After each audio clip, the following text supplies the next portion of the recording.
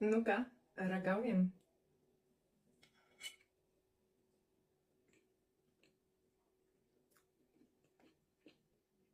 Bet kuri labai lengvai ir paprastai galite turėti kuršienų namuose. Bet kuri. Varot gaminti. Pradedam. Visų pirma, trynius atskiriam nuo baltymų. Man atrodo, man bus sunkis variantas, bet tiek tam galiu. Trynius dedam 4 šaukštus cukraus. Bus šaukštelis, ne? Ir plakam, kol masė pabals.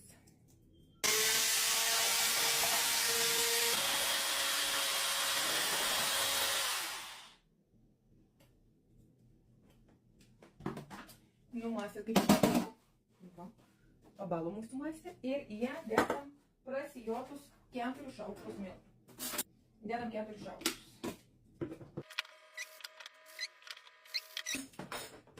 Atsargiai. Makaluoju. Ir dar 4 šaukštą.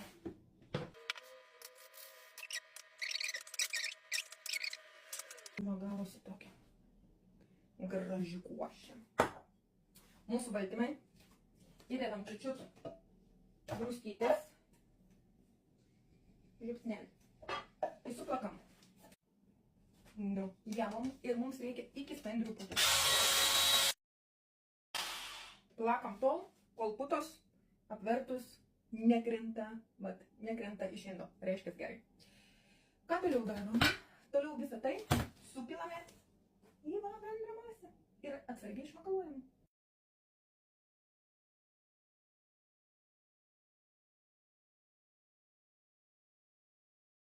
Iš tikrųjų masė va tokia gaunasi. Puri, minkšta. Imam stelzę, popierių, įdingiam ir supilam visą mūsų tešlą. Su visą tešlą paskirstome.